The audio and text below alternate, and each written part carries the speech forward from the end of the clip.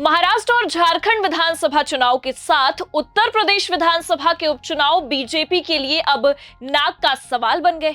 बेचारी बीजेपी लोकसभा चुनाव में इन राज्यों में जो नतीजे आए उससे काफी ज्यादा सदमे में है, या ये भी कहा जा सकता है कि इस सदमे से अब तक उभर भी नहीं पाई है। कहीं न कहीं भारतीय जनता पार्टी या कह ले कि बीजेपी ये समझ गई है कि अब जनता के बीच इनकी दाल नहीं गलने वाली है। नमस्कार, आप देखना शुरू कर चुके हैं 4 PM न्यूज नेटवर्क और मैं हूं आपके साथ प्रगति ठाकुर। महाराष्ट्र चुनाव में जनता ने रुख क्या बदला, अब पैसों के खेल ही शुरू हो गए और आपको बता दें कि यहीं पर बात नहीं थमती है, वोटों की धांधली भी की जा रही है। इसकी खबरें भी निकलकर सामने आई हैं, जहां एक तरफ बीजेपी के तमाम दिग्गज नेताओं ने जीत का दावा किया, बड़ी बड़ी सभाएं भी हुई, लेकिन इसका कुछ खासा असर दिखा नहीं, इसलिए ये नौबत आन पड़ी। तो अब विपक्ष ने भी आरोप लगा दिया कि बीजेपी कैश फॉर वोट की राजनीति कर रही है, या तो जब ये भी हथकंडे साथ नहीं आए और काम भी नहीं आए तो बीजेपी अब फर्जी वोटिंग कराने में भी लग गई है। अब जहां एक तरफ बीजेपी इन पैसों की राजनीति में घिरती नजर आ रही थी, तो भाई ये भारतीय जनता पार्टी है, कहां पीछे हटने वाली है।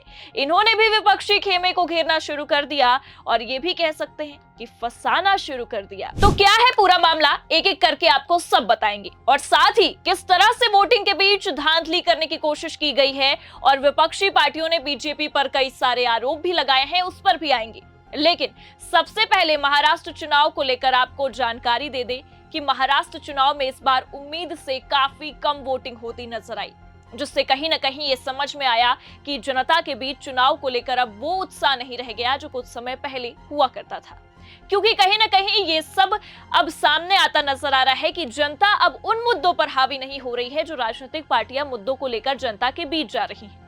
उन मुद्दों का कोई असर नहीं दिख रहा है और कहीं न कहीं ये भी समझ में आ रहा है कि अब जनता चुनावी गलियों में चल रहे इन जुमलेबाजियों से वाकिफ हो गई है और हमारी भारत की जनता अब समझदार हो गई है। लेकिन ये समझदारी बस यहीं पर निपट जाती है कि जनता अपने मत का प्रयोग नहीं कर रही है, इसलिए महाराष्ट्र चुनाव में इस बार उम्मीद से काफी कम वोटिंग हुई है। अब महाराष्ट्र चुनाव को लेकर जहां मतदान से एक दिन पहले ही बीजेपी के दिग्गज नेता पर पैसों के बंदरबाट का आरोप लगा, तो वहीं आज मतदान के दिन भी बीजेपी पर तमाम आरोप लगे हैं, या यूं कह ले कि एक बार फिर इन आरोपों से बीजेपी की फजीहत हो रही है। और खासकर आपको बता दें कि बीजेपी की महाराष्ट्र में जो हालत है वो बिल्कुल देखने वाली है और कहीं ना कहीं अगर हम महायुति की ही बात करें तो महायुति की हालत महाराष्ट्र में टाइट होती नजर आ रही है। सबसे बड़ी बात, विनोद तावड़े के पैसों के खेल को लेकर विपक्ष ने जहां विनोद तावड़े और साथ ही पूरी बीजेपी पर यह आरोप लगाया कि भारतीय जनता पार्टी को हार का डर सता रहा है, इसलिए बीजेपी अब ऐसी ऊंची राजनीति पर उतर आई है। और तो और आपको ये भी बता दें कि बीजेपी के दिग्गजों ने भी अब बिटकॉइन मामले में विपक्षी खेमे को घेरना शुरू कर दिया है। तो ये कहा जा रहा है कि जब दाल नहीं गली खुद से तो अब तुम विपक्षियों पर आरोप लगाने लगे हो। लेकिन फिलहाल ये क्या मामला है ये भी आपको समझाते हैं। दरअसल विपक्षी खेमों को घेरने की पूरी कोशिश की जा रही है बिटकॉइन मामले पर और साफ साफ पैसों के खेल का आरोप लगाया जा रहा है।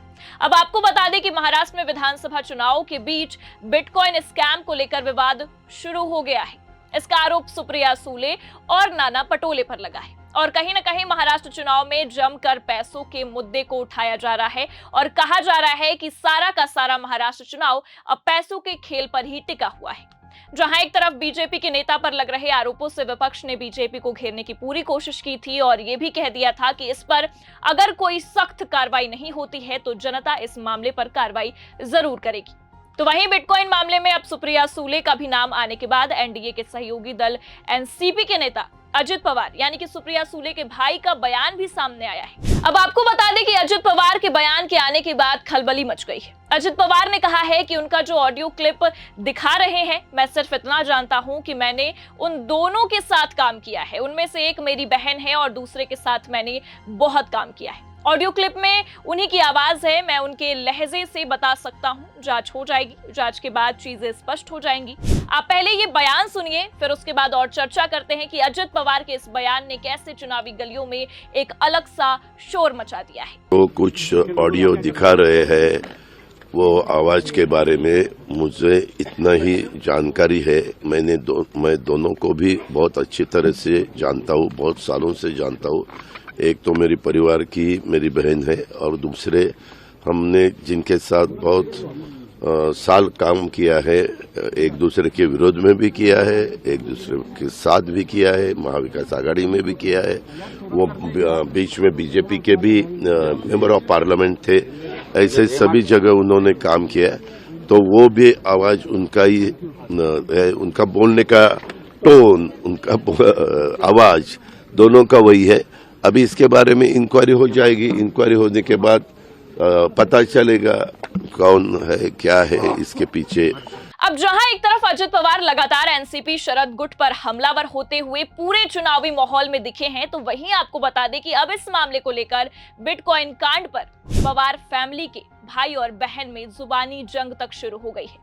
इस पूरे मामले पर सुप्रिया सूले का भी बयान सामने आता है और उन्होंने कहा है कि कल मीडिया ने मुझे ये सारी वॉइस रिकॉर्डिंग भेजी। सबसे पहले मैंने पुणे के कमिश्नर को फोन किया और बताया कि कुछ फर्जी वीडियो चल रहे हैं और मैं साइबर क्राइम में शिकायत करना चाहती हूँ। मैंने तुरंत साइबर क्राइम में शिकायत की कि ये सारे वॉइस नोट्स और मैसेज झूठे और फर्जी हैं, इसलिए मैंने साइबर क्राइम को नोटिस भेजा। साथ ही आपको बता दें कि उन्होंने ये भी कहा है कि भाजपा के प्रवक्ता ने प्रेस कॉन्फ्रेंस की है। उसके बाद मैंने अपने वकीलों को बुलाया और आज सुबह मैंने सुधांशु त्रिवेदी को आपराधिक मानहानि का नोटिस भी भेजा। मैं सुधांशु त्रिवेदी को कभी भी जिस शहर में चाहे, जिस चैनल पर चाहे, जिस समय चाहे, जहां भी वे मुझे बुलाए, मैं आऊंगी और उन्हें जवाब जरूर दूंगी। सारे आरोप झूठे हैं, मुझे इस बारे में कुछ नहीं पता और इसलिए मैंने सबसे पहले साइबर क्राइम में शिकायत की और मैंने मानहानि का नोटिस तक भेजा। अब सुप्रिया सूले का ये बयान सामने आता है तो कहीं न कहीं ये भी जाहिर होता है कि दोनों भाई बहन में बयानबाजियों का दौर तो शुरू हो चुका है। लेकिन पहले आपको बता दें कि सुधांशु त्रिवेदी ने प्रेस कॉन्फ्रेंस कर विनोद तावड़े पर लगे आरोपों को झूठा साबित कर सुप्रिया सूले पर ये सारे आरोप लगाए थे, जिस पर इतना मामला गरमाया हुआ नजर आ रहा है। अब जहां एक तरफ महाराष्ट्र चुनाव में पैसों का खेल जारी है, तो वहीं आपको बता दें कि एक मामला और उजागर हुआ है। महाराष्ट्र चुनाव में आपको बता दें कि फर्जी वोटिंग को लेकर भी बवाल खड़ा हो गया है। दरअसल महाराष्ट्र में विधानसभा चुनाव के लिए मतदान की प्रक्रिया के बीच ही हाई वोल्टेज सीट बारामती में वोटिंग चल रही थी और माहौल गर्म नजर आया। शरद पवार के गुट के उम्मीदवार युगेंद्र पवार की मां शर्मिला पवार ने आरोप लगाया कि फर्जी वोटिंग हो रही है। यह भी आरोप लगाया गया कि अजित पवार गुट के पोलिंग एजेंट शरद पवार गुट के पोलिंग एजेंट को जान से मारने तक की धमकी दे रहे हैं। आप समझ सकते हैं अगर ये मामला सच होता है तो कितने हद तक महायुति गिर चुकी है महाराष्ट्र चुनाव में अपनी जीत हासिल करने के लिए। अब इसके साथ साथ मतदाताओं को घड़ी चिन्ह वाली पर्ची भी दी जा रही है और ये हवाई बातें नहीं है। आपको बता दें कि अब इस मामले पर खबर खुद गोदी मीडिया ने छापी है, वो भी बिग हेडलाइंस के साथ। अब जब चुनाव के बीच ही इस तरह की खबरें निकलकर सामने आने लगे तो नतीजों पर सवाल उठना तो लाजमी है। हालांकि इस मामले पर एनसीपी अजित गुट की तरफ से भी सफाई आई है और सफाई आना भी जरूरी है क्योंकि चुनावी माहौल है। अगर इधर उधर वोट होते हैं तो कहीं ना कहीं शक के घेरे में अजित पवार या हम कह लें कि पूरी महायुति आ सकती है। अब आपको बता दें कि अजित पवार के कार्यकर्ताओं ने साफ साफ ये कहा है कि ये आरोप खारिज है, लेकिन फिर भी इस मामले ने तो तूल पकड़ ही लिया है और महाराष्ट्र चुनाव में ये मुद्दा सबसे बड़ा उठकर आया। अब बता दें कि इसी बीच बारामती विधानसभा क्षेत्र में झड़प भी हुई है, इसकी भी खबरें सामने आई हैं। इसमें अजित पवार के खिलाफ शरद पवार गुट के युगेंद्र पवार खड़े हैं और कहीं ना कहीं ये सीट चुनाव तारीख के ऐलान होने से ही काफी ज्यादा हॉट मानी जा रही है और यहाँ पर जीत सुनिश्चित करना दोनों ही दलों के लिए काफी जरूरी हो चला है।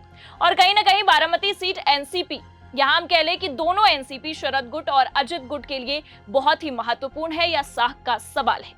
पवार परिवार में एक और प्रतिष्ठा की लड़ाई चल रही है। सुप्रिया सूले ने लोकसभा में सुनेत्रा पवार को यहां से हराया, इसलिए अब विधानसभा चुनाव में इस चुनाव में जीतना इतना अहम हो गया है।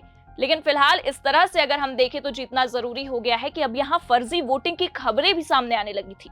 अब कहीं ना कहीं वोट हो रहे हैं और फर्जी वोटिंग अगर होती है तो चुनाव के नतीजों पर सवाल भी उठने लगता है। लेकिन फिलहाल साख की इस लड़ाई में परिवारों के बीच आरोप प्रत्यारोप का दौर लगातार जारी है। लेकिन सबसे अहम मुद्दा यह है कि इस चुनाव में जमीनी मुद्दों को बिल्कुल भी सराहा नहीं गया। कहीं धर्मयुद्ध का खेल चला तो अब कहीं पैसों का खेल भी सामने आने लगा और परिवारवाद का खेल तो शुरुआती दौर से ही शुरू था। शायद यही कारण है कि महाराष्ट्र में राजनीतिक दलों ने जितने चुनावी कैंपेन किए उसका कोई नतीजा वोटिंग के दिन नहीं दिखा। बस इसलिए ये भी संभावनाएं हैं कि अब नतीजों में फेरबदल हो सकते हैं क्योंकि चुनाव में जनता का क्या मिजाज रहा ये समझ पाना दोनों ही दलों के लिए मुश्किल रहा। फिलहाल आज कई प्रत्याशियों की किस्मत का पिटारा बंद हुआ है जो 23 नवंबर को खुलेगा और ये साफ हो जाएगा कि किस गठबंधन के मुद्दों पर जनता ने मुहर लगाई थी। और सबसे अहम बात कि जनता किसे महाराष्ट्र के भाव के रूप में देखना चाहती है। फिलहाल आपको क्या लगता है कि 23 नवंबर को किसकी उम्मीदों को उजागर किया जाएगा और किसकी उम्मीदों पर पानी फिरेगा? कमेंट बॉक्स में अपनी प्रतिक्रिया जरूर दीजिए और देखते रहिए 4 PM न्यूज नेटवर्क। नमस्कार।